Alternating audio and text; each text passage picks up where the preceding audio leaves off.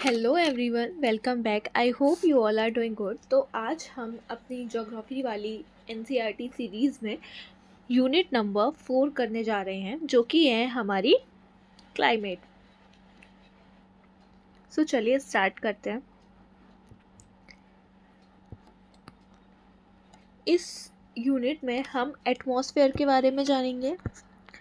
उसका क्या क्या कैसे कैसे बना है, उसका स्ट्रक्चर क्या है, उसमें कितनी लेयर्स हैं, क्या सारी चीज़ें, उसके वेदर की क्या एलिमेंट है, क्लाइमेट की क्या एलिमेंट, इंसोलेशन के बारे में जानेंगे। एंगल ऑफ इंसिडेंस क्या होता है, डिस्ट्रीब्यूशन क्या होता है, हीट बजट क्या होता है, ये सारी चीज़ें जानेंगे। Inversion of temperature, horizontal and vertical, ये कंट्रोलिंग फैक्टर्स क्या क्या हैं जो हमारे टेम्परेचर को कंट्रोल करते हैं। प्रेशर के बारे में जानेंगे, प्रेसिपिटेशन और वर्ल्ड क्लाइमेट, ये सारी चीज़ें हम इसमें अपने पढ़ेंगे। हमारा इस यूनिट में 4th यूनिट जो है एनसीईआरटी की, उसमें हमारा चैप्टर जो पहला है इस यूनिट का 7th चैप्टर है, जो कि वो है composition and structure of atmosphere. तो इस चैप्टर में हम पढ़ेंगे कि हमारा जो एटमॉस्फेयर है वो क्या क्या क्या क्या उसमें लेयर्स है, क्या उसका कॉम्पोजिशन है और उसका स्ट्रक्चर क्या है। इसमें पहले हम रीड करते हैं, उसके बाद उस पूरे पैरा का मैं आपको मतलब बताती हूँ, लाइन टू लाइन इसमें एक्सप्लेन करती हूँ मैं आपको। ओके, ठीक है, पढ़ते हैं।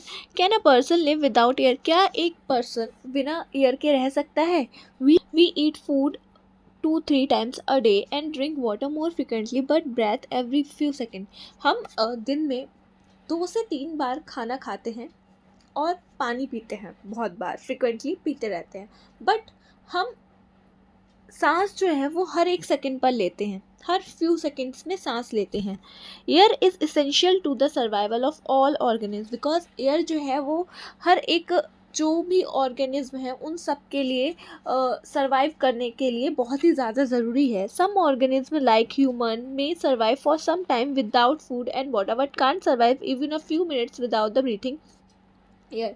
कुछ ऑर्गेनिज्म हैं जैसे कि हम लोग कुछ दिन सरवाइव कर सकते हैं बिना खाए बिना पिए, बट हम एयर के बिना कुछ मिनट भी सरवाइव नहीं कर सकते हैं। जैसे कि हम जब अगर अपनी सांस रोक लेते हैं तो हम एकदम से घुटन सी फील होने लगती है। तो मतलब हम एयर के बिना नहीं सरवाइव कर सकते हैं। इवन हम खाना पीना सेकेंड्स भी नहीं, मिनट्स भी नहीं सरवाइव कर सकते हैं, बट खाने पीने के बिना हम कुछ दिन बिता सकते हैं। That show the reason why we should understand the atmosphere in greater detail। ये इससे हमें पता चलता है कि हमारे लिए एयर कितना ज़रूरी है। एयर कहाँ होता है? एटमॉस्फेयर में। तो एटमॉस्फेयर के बारे में हमें इसलिए ये रीज़न सबसे इम्पॉर्टेंट है एटमॉस्फेयर के बारे में डिटेल में जानने के लिए। Atmosphere is a mixture of different gases and it envelopes the earth all around. हमारे जो एटमॉस्फेयर है वो डिफरेंट डिफरेंट गैसेस का मिक्सचर है और ये हमारे अर्थ को चारों तरफ से हर राउंड से एनवलप की तरह कवर करता है। जैसे एनवलप होता है उसमें कुछ लेटर या फिर जो कुछ भी होता है वो उसको चारों तरफ से कवर करता है, वैसे ही हमारी ईयर जो है वो हमारे एटमॉस्फेयर जो है वो हमारे अर्थ को चारों तरफ से कवर करता है। एटमॉस्फेयर इज हो गया, it contains life giving gases like oxygen for human and animal and carbon dioxide for plant. इसमें हमारे लाइफ जो देती हैं जो गैसेस वो भी होती हैं, जैसे कि हमारी ऑक्सीजन हमारे एनिमल और ह्यूमन के लिए, हमारी कार्बन डाइऑक्साइड हमारे प्लांट्स के लिए। The air is an integral part of earth mass and 99% of total mass of atmosphere is confined to the height of 32 kilometre from the earth surface. तो हमारा जो एयर है वो एक बहुत ही इंटीग्रल पार्ट है हमारी अर्थ के मास का, और इसका जो 99% जो सरफेस है ना वो हमारा मतलब 99% जो हमारा एटमॉस्फेयर है वो हमारी सिर्फ हमारी सरफेस से 32 किलोमीटर, जैसे ये हमारा सरफेस है यहाँ से ऊपर सिर्फ 32 किलोमीटर तक ही हमारा ये जो है ना वो हमारा पाया जाता है 99% atmosphere. Okay, the air is colourless and odourless and can be felt only when it blow. जो एयर जो है वो कलरलेस है और ऑर्डरलेस है, और ये तभी हमें महसूस होती है जब ये चलती है। Composition of atmosphere. The atmosphere is compose of gases, water vapour and dust particle. हमारा एटमॉस्फेयर है वो हमारी गैस वाटर, वाटर वेपर और डस्ट पार्टिकल से मिलकर बना है। The proportion of gases changes in higher layer of the atmosphere in such a way that oxygen will be almost in negligible quantity at the height of 120 kilometre. जैसे जैसे हमारी height बढ़ती जाती है वैसे वैसे हमारी जो गैसेस हैं उनका जो प्रपोर्शन है, उनको कंटेन करने का मतलब पाया जाने का, वो कम होता जाता है या फिर ख़त्म होता जाता है। जैसे कि हमारा ऑक्सीजन जो है वो हमारे सरफेस से सिर्फ और सिर्फ 120 किलोमीटर तक ही मिलती है। सिर्फ इतना, ये जो 120 किलोमीटर है इतने में ही सरफेस से हमारे ऑक्सीजन मिलती है। जैसे कार्बन डाइऑक्साइड और जो वाटर वेपर है वो हमारा सिर्फ और सिर्फ 90 किलोमीटर तक ही हमारे सरफेस से ऊपर तक है, बाकी एरिया में हमारा ये नहीं है। जैसे जैसे ऊपर बढ़ते जाएंगे ये कम होता जाएगा। So the carbon dioxide is meteorologically a very important gas as it is transparent to the incoming solar radiation but opaque to the outgoing terrestrial radiation। जो हमारी कार्बन डाइऑक्साइड, जो हमारी CO2 है ना, वो हमारी जो भी, ये हमारा सरफेस है, ये हमारा सन है, सन से जो रेज आती हैं उनको हम इनकमिंग सोलर रेडिएशन बोलते हैं। तो हमारी कार्बन डाइऑक्साइड जो है, मान लो अगर यहाँ एटमॉस्फेयर में हमारे ये कार्बन डाइऑक्साइड गैस है, ठीक है। अब जब ये हमारे, एक सेकेंड, ओके, ये कार्बन डाइऑक्साइड है, ठीक है। अब जब ये हमारी सोलर रेडिएशन आती है ना, तो इनको ये आने देती है। ट्रांसपेरेंट है, ट्रांसपेरेंट में क्या हमें आर पार दिख जाता है या फिर आर पार हम चले जाते हैं, तो वैसे ही हमारी ये उनको आने देती हैं। बट जब ये हमारे एटमॉस्फेयर के अंदर आ जाती हैं, सरफेस यहाँ पे पास पे आ जाती है, बट फिर जब ये वापस जाती है तो ये इन्हें वापस नहीं जाने देती हैं। यही मतलब है हमारी इसको ओपेक्यू का मतलब कि इसको वापस नहीं जाने देती हैं। It absorb a part of terrestrial radiation and reflect back some part of its toward the earth surface. और ये हमारी जो है टेरेस्ट्रियल रेडिएशन का कुछ पार्ट है, उसको, टेरेस्ट्रियल रेडिएशन वही होती है, उसको थोड़ा बहुत रिफ्लेक्ट बैक कर देती है अर्थ की साइड में। Okay, it is largely responsible for green house gas effect. और कार्बन डाइऑक्साइड हमारी लार्जली रेस्पॉन्सिबल है ग्रीन हाउस इफेक्ट के लिए, क्योंकि जब ये वापस नहीं जाती है, यहीं रह जाती है। और ये जो हमारी ओजोन लेयर है स्ट्रेटोस्फेयर में, अभी हम लेयर्स के बारे में पढ़ेंगे आगे, तो उसमें जो हमारी ये लेयर है उसको ये बार बार उसमें होल करती जाती है, तो इससे हमारा ग्रीन हाउस इफेक्ट होता है। The volume of other gases is constant, but the volume of carbon dioxide has been rising in past few decades mainly because of the burning of fossil fuel। अभी भी जो हमारी all gas other gases हैं उनका जो volume है, वो मतलब मास, जो भी वो मतलब प्रेजेंस है, उनकी प्रेजेंस जो है वो कम है as compare to carbon dioxide, क्योंकि कार्बन डाइऑक्साइड हमारे पिछले फ्यू डेकेड्स से बढ़ती ही जा रही है बिकॉज ऑफ फॉसिल फ्यूल के जलाने की वजह से। This has also increase the temperature of air. और इसकी वजह से हमारा टेम्परेचर जो है वो एयर का डिक्रीज बढ़ता जा रहा है, इंक्रीज होता जा रहा है, क्योंकि जब ये आने तो देती है, सोलर रेडिएशन गरम गरम होते हैं, उन्हें हीट को आने तो देती है लेकिन उनको जाने नहीं देती है, उनको रोक लेती है, तो जिससे कि वो सारी यहीं पर रुक जाती हैं और हमारे सरफेस के पास ही रहती हैं और ऊपर नहीं जा पाती है। This has also increase. Ozone is another important component of atmosphere, found between 10 to 50 km above the Earth's surface and acts as a filter and absorb the ultraviolet radiation from the sun and prevent them from reaching the surface of Earth। अब हमारी जो ozone layer है वो हमारी atmosphere से 10 to 50 kilometre ऊपर पाई जाती है, के बीच में पाई जाती है। ये सारा हम अपने सरफेस से मेज़र कर रहे हैं। जैसे कि ये हमारी अर्थ का सरफेस है, यहाँ पे सन है, ठीक है, ये हमारी अर्थ है। तो ये जो यहाँ से, ये सरफेस से हमारा जो 10 से, ये यहाँ से 10, ये 50, इसके बीच में हमारी ओजोन लेयर मिलती है, जो कि हमारी अल्ट्रावायलेट रेज हैं, उनको, जो सन से अल्ट्रावायलेट रेज आती हैं, जो सन से हमारी अल्ट्रावायलेट रेज आती है ना, उनको अर्थ के अर्थ के उसमें जाने से रोकती हैं। तो हमारी यहीं पर हमारी जो वो रेज है, अल्ट्रावायलेट रेज, जो हमारी अर्थ को हार्म कर सकती हैं, वो रुक जाती हैं। इसका मतलब ओजोन हमारी एक अच्छा काम करती है, बट धीरे धीरे ओजोन हमारी कम उसमें होल होता जा रहा है। तो अल्ट्रावायलेट रेज हमारी आती जा रही है, जिससे कि हमारा ग्रीन हाउस इफेक्ट हो रहा है। तो वो हम आगे आने वाले चैप्टर में पढ़ेंगे क्या क्या है, और हमने लास्ट चैप्टर्स में अपने लास्ट क्लासेस में पढ़ा भी है। ओके, तो ये था हमारी इनका। अब आता है हमारा वाटर वेपर। वाटर वेपर ये जो है वो हमारी is also a variable gas in the atmosphere which decreases with altitude. हमारी वाटर वेपर भी एक वेरिएबल गैस है, जो कि हमारी जैसे जैसे सरफेस से हमारा हम ऊपर जाते जाते हैं, वैसे वैसे हमारा एल्टीट्यूड मतलब ऊपर जाते जाते हैं, जैसे जैसे हम हाइट पर जाते जाते हैं, वैसे वैसे हमारा वाटर वेपर की जो है वो कम होता जाता है। मतलब सरफेस पे हमारा ज़्यादा होगा, उससे ऊपर कम होगा, उससे ऊपर हमारा माइनस होता जाता है।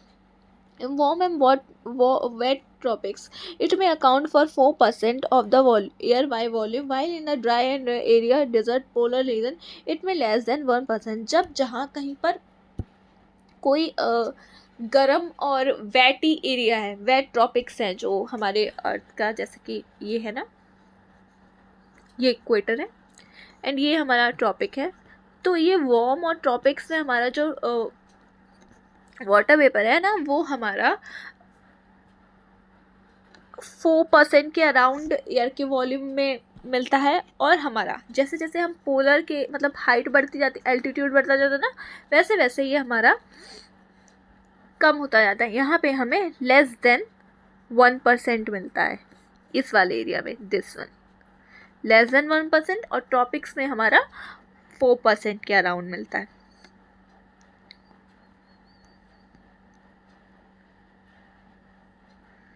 Water vapour also decreases from equator towards. तो हमारा वाटर वेपर जो है वो हमारा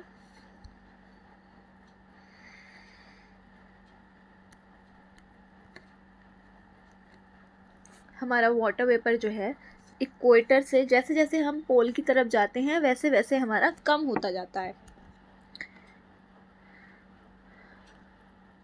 ये हमारा it also absorb part of insolation from the sun and preserve the earth radiated heat. और ये भी हमारा जो जैसे ओजोन काम करता है ना, हमारा इंसोलेशन को एब्जॉर्ब करता है और हमारा हीट को नहीं सॉरी CO2 जैसे हमारा एब्जॉर्ब कर लेता है, जो इंसोलेशन आते हैं हमारे सन से, जो रेज आती हैं, वैसे ही हमारा हीट को प्रिजर्व करता है। ये भी वैसे ही वर्क करता है। It does act like a blanket allowing the earth neither to became cold to not too hot.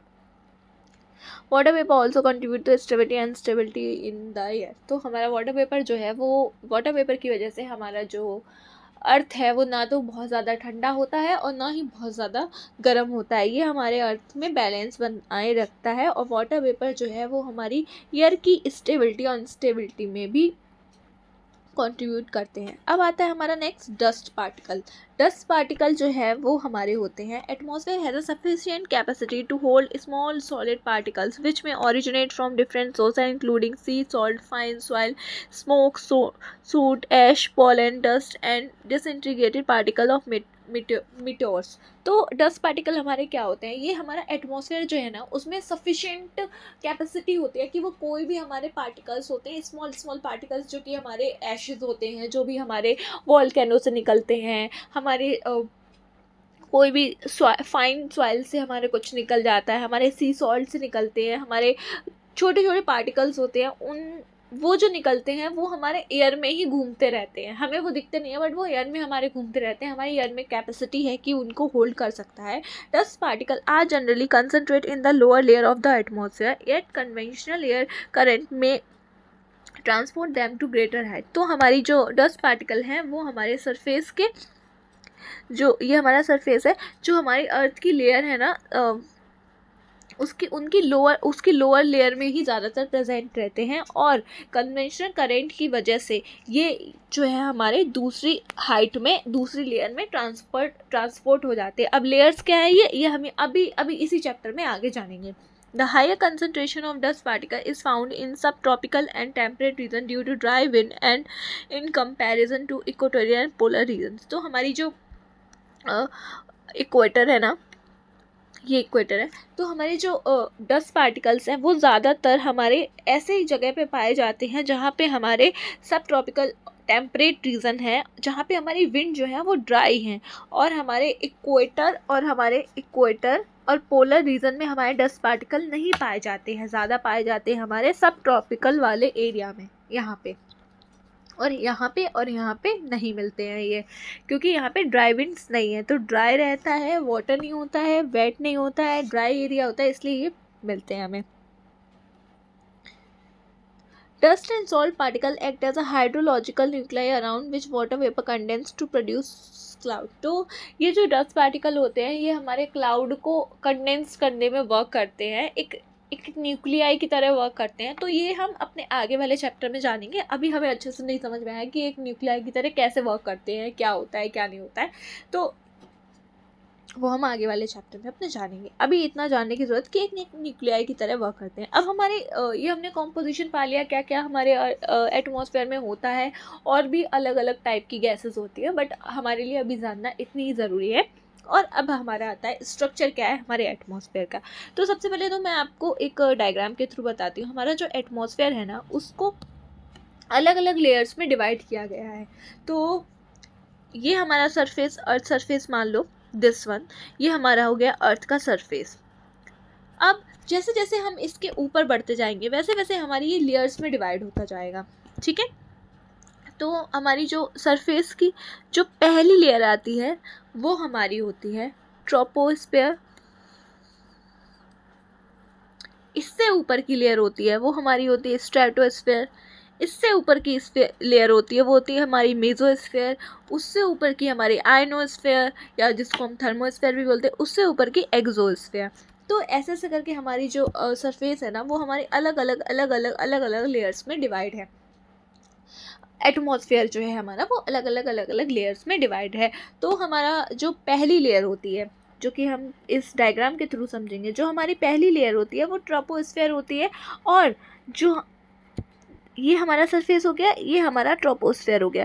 तो ट्रोपोस्फेयर अब ऐसा नहीं है कि एकदम सीधा सीधा है, कहीं पर हमारा ऊपर है, कहीं पर नीचे है, कहीं पर ऊपर है, कहीं पर नीचे है, ऐसे हमने अब हम समझने के लिए इसको एक लाइन में याद कर लेते हैं, ओके। तो मैंने आपको भी क्या बताया कि हमारी एटमॉस्फेयर को अलग अलग लेयर्स में डिवाइड किया गया है।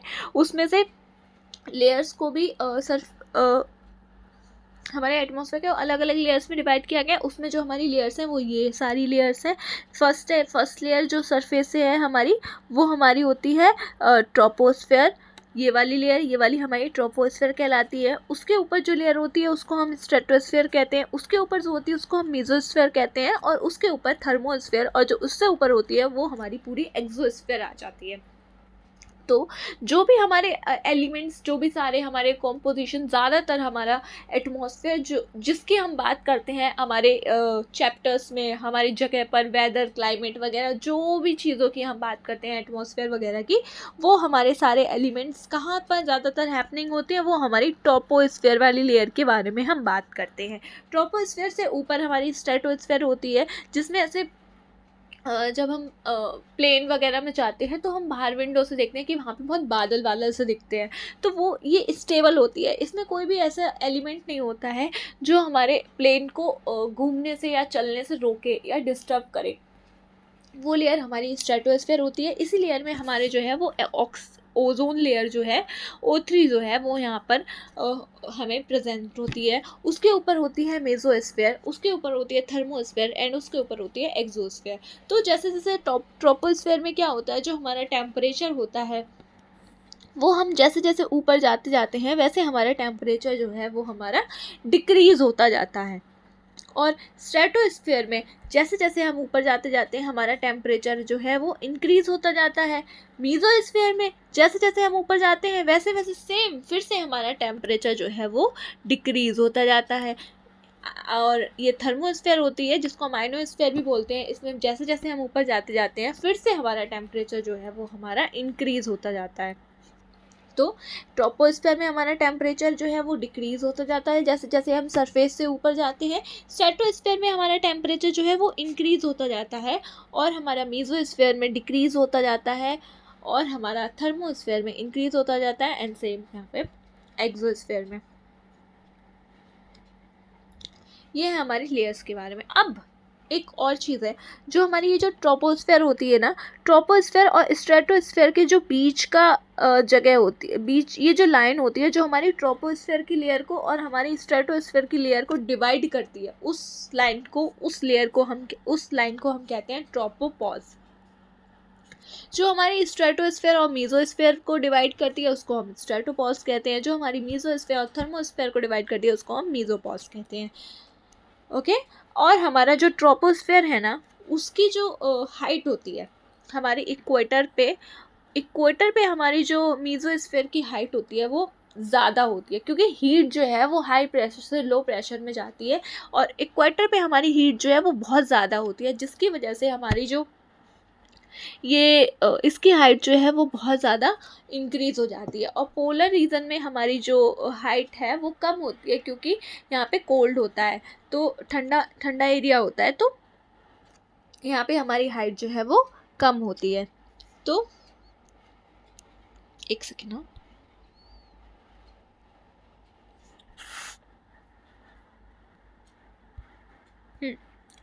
तो सेम यहाँ पर यही सारी चीज़ें लिखी हुई हैं।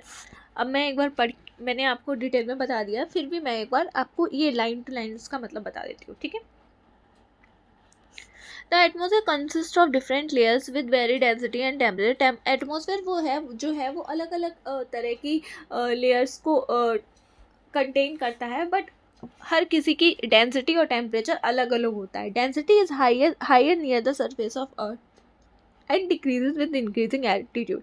डेंसिटी जो है वो हमारी सरफेस के पास में जो है वो ज़्यादा होती है, जैसे जैसे हमारी हाइट बढ़ती जाती है, एल्टीट्यूड बढ़ता जाता है, वैसे वैसे हमारी डेंसिटी जो है वो डिक्रीज होती जाती है। The column of air is divided into 5 different layer dividing upon the temperature condition. They are troposphere, stratosphere, mesosphere, thermosphere and exosphere.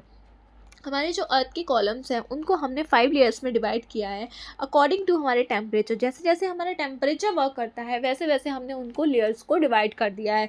First है हमारी troposphere.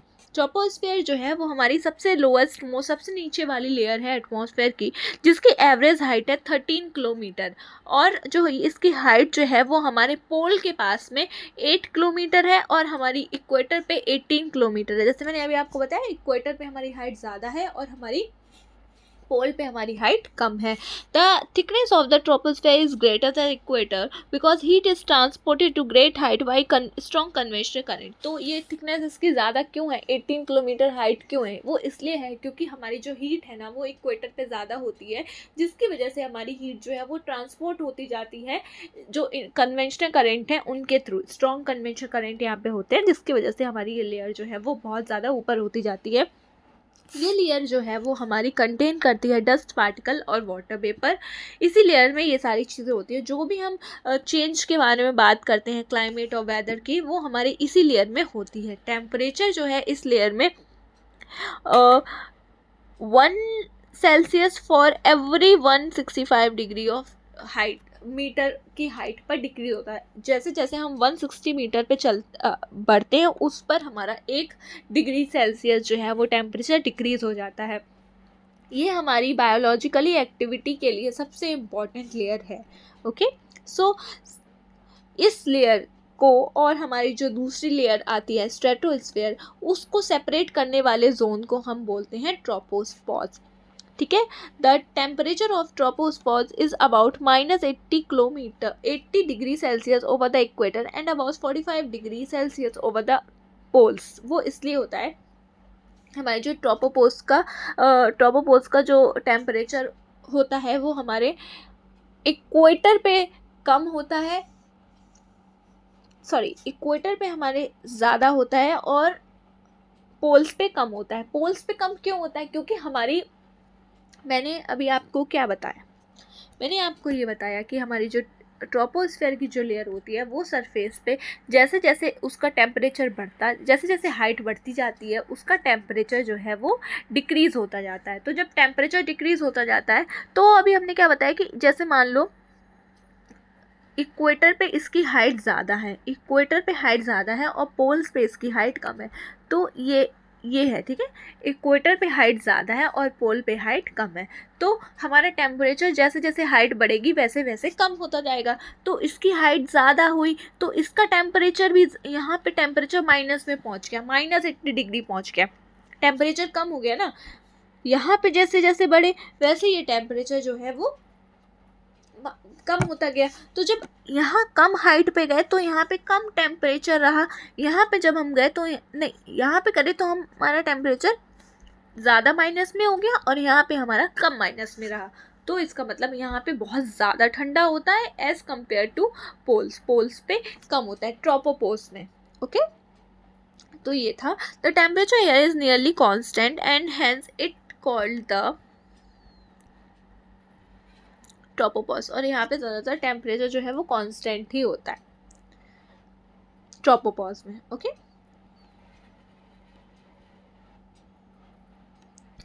The stratosphere is found above the troposphere and extend up to height of 50 kilometre. Troposphere के ऊपर जो है वो stratosphere होती है जिसकी हाइट 50 किलोमीटर होती है। उसके ऊपर उसका जो वन इम्पॉर्टेंट फीचर होता है, जो ट्रोपोस्फेयर जो होता है वो कंटेन करता है हमारी ओजोन लेयर। ये जो है हमारी अल्ट्रावायलेट रेज रेडिएशन जो होती है हमारी अर्थ के पास जो हार्मफुल रेडिएशन जो सन की तरफ से आती हैं वो उनको एब्जॉर्ब करती है और हमारी अर्थ के एक शील्ड की तरह वर्क करती है, अर्थ को प्रोटेक्ट करती है अल्ट्रावायलेट रेज से। उसके ऊपर जो होती है वो हमारी मीजोस्फीयर होती है जो कि हमारी 80 किलोमीटर हाइट तक होती है। और इस लेयर में स्ट्रेटोस्फीयर में क्या होता है, हमारा टेम्परेचर जो है वो फिर इंक्रीज होता जाता है। जैसे जैसे हाइट बढ़ती जाती है वैसे वैसे हमारा टेम्परेचर डिक्रीज होता जाता है। बट मीजोस्फीयर में स्ट्रेटोस्फीयर में जैसे जैसे हाइट बढ़ती जाती है वैसे वैसे टेम्परेचर भी इंक्रीज होता जाता है। लेकिन मीजोस्फीयर में हमारा जैसे जैसे हाइट बढ़ती है वैसे वैसे टेम्परेचर फिर से डिक्रीज होने लगता है। और ये हमारा कितना पहुंच जाता है, -10 डिग्री सेल्सियस 80 किलोमीटर की हाइट पर इतना टेम्परेचर पहुंच जाता है। और इसकी जो ऊपर जहाँ पे मीजोस्फीयर ख़त्म होता है उसको हम मीजोपॉज बोलते हैं। उसके ऊपर आती है हमारी आयनोस्फीयर जिसको हम थर्मोस्फीयर भी बोलते हैं। ये हमारी 80 से लेके 40 किलोमीटर के बीच में मिलती है हमें। ये कंटेन करती है हमारे इलेक्ट्रिकली चार्ज पार्टिकल जिनको हम आयंस कहते हैं। और इस वजह से हमारी इस लेयर को हम आयनोस्फीयर कहते हैं। रेडियो एक्टिव जो वेव्स होती हैं वो हमारी transmit from earth and reflect back to earth by this layer. इस लेयर से ही हमारी रेडियो एक्टिव जो रेज होती हैं, वेव्स होती हैं, वो हमारी अर्थ से ट्रांसमिट होती हैं और हमारी अर्थ पे रिफ्लेक्ट करती हैं इस लेयर की वजह से। Temperature here start increasing with height. और यहाँ पे हमारा टेम्परेचर जो है वो फिर से इंक्रीज होने लगता है जैसे जैसे हाइट बढ़ती है। The upper most layer of atmosphere above the thermosphere is exosphere. इससे थर्मोस्फेयर से जो ऊपर वाली लेयर होती है उसको हम एक्सोस्फेयर कहते हैं। ये हमारी सबसे ज़्यादा हाईएस्ट लेयर है जिसके बारे में हमें बहुत कम पता है। Whatever content are there they are extremely रेटिफाई in this layer and it gradually merge with outer space. तो इसके बारे में हमें बहुत कम पता है और ये जाके हमारी जो आउटर स्पेस है उससे मर्ज कर जाती है, मिल जाती है उससे जाके। All layers of atmosphere must be exercise influence on us geographers are concern with the first 2 layers of atmosphere. सारी लेयर्स का हमारे ऊपर इफेक्ट होता है लेकिन जो जोग्राफर्स होते हैं वो ज़्यादा कंसर्न होते हैं हमारे फर्स्ट और सेकेंड लेयर जो कि है हमारी ट्रोपोस्फेयर और हमारी स्ट्रेटोस्फेयर। इनके बारे में वो ज़्यादा कंसर्न होते हैं, इनके बारे में ज़्यादा जानने की कोशिश करते हैं क्योंकि उनका हमारे ऊपर डायरेक्टली इन्फ्लुएंस होता है। और ज़्यादातर सारे वेदर और क्लाइमेटिक जो भी फिनोमिना होते हैं वो हमारे फर्स्ट लेयर में होते हैं जो कि हमारी ट्रोपोस्फेयर है। और जो भी elements of weather and climate, the main element of atmosphere which are subjected to change and which influence human life on earth are temperature, pressure, wind, humidity, clouds and precipitation. These elements have been, और भी जो main elements होते हैं हमारे atmosphere को influence करने वाले, हमारे ह्यूमन की लाइफ को, हमारे अर्थ के टेम्परेचर, प्रेशर, विंड, ये सारे जो एलिमेंट्स, प्रेसिपिटेशन, ये सारे हमारे ह्यूमंस की लाइफ को जो है वो इन्फ्लुएंस करते हैं। ये सारे हम पढ़ेंगे 8, 9, 10 चैप्टर आने वाले चैप्टर्स में, इनके बारे में हम डिटेल में जानेंगे। तो ये था हमारा एटमॉस्फेयर वाला, इसका कैसे कंसंट्रेट कॉम्पोजिशन होता है, क्या इसका स्ट्रक्चर होता है, ये था हमारा पूरा एटमॉस्फेयर। तो एक बार हम लेयर्स फिर से डिवाइड कर लेते हैं, फिर से याद कर लेते हैं। जो हमारी एटमॉस्फेयर की पहली लेयर है वो हमारी कौन सी है, ट्रोपोस्फेयर। ट्रोपोस्फेयर में क्या होता है, जैसे जैसे हम अपनी जैसे जैसे हमारी हाइट बढ़ती जाती है, हमारा टेम्परेचर क्या है वो डिक्रीज होता जाता है, ये होता है हमारा ट्रोपोस्फेयर में। फिर आती है हमारी स्ट्रेटोस्फेयर। स्ट्रेटोस्फेयर में क्या होता है, जैसे जैसे हमारी हाइट जो है बढ़ती जाती है, हमारा टेम्परेचर भी इसके साथ बढ़ता जाता है। फिर आती है हमारी मीजोस्फेयर। मीजोस्फेयर में फिर से एक बार जैसे जैसे हमारी हाइट बढ़ती है, हमारा टेम्परेचर फिर से डिक्रीज होने लगता है। फिर आती है हमारी आइनोस्फेयर, जिसको हम थर्मोस्फेयर भी कहते हैं, जिसमें हमारे आयंस, रेडियो एक्टिव वेव्स होती है, आयंस होती हैं। सो इसको हम थर्मोस्फेयर भी कहते हैं। जैसे जैसे इसमें हमारी हाइट बढ़ती है, हमारा टेम्परेचर जो है वो फिर से इंक्रीज होता जाता है। उसके बाद आती है हमारी एक्सोस्फेयर, जिसके बारे में हमें बहुत कम पता है, वो जाके हमारी आउटर स्पेस से मिल जाती है। तो ये है हमारी लेयर्स एटमॉस्फेयर की। आई होप इनके बारे में आपको अच्छे से समझ में आ गया हो। तो ये था हमारा चैप्टर पूरा। अगर आपको कुछ नहीं समझ में आया तो आप मुझे कमेंट करके पूछ सकते हैं, मैं आपको अच्छे से उसमें बता दूंगी। और कोई भी फीडबैक हो तो आप प्लीज़ कमेंट करिएगा, जिससे कि मैं उसको आगे से ठीक करने की कोशिश करूँ, अगर कोई इश्यू है हो या कुछ भी हो। ओके, आई होप आपको ये सब समझ में आया हो। Thank you for everything. अब हम मिलते हैं अपने नेक्स्ट वीडियो में। तब तक के लिए आप इसको एक बार पढ़िए, रिवाइज करिए अच्छे से, और अच्छे से पढ़ाई करिए। Thank you.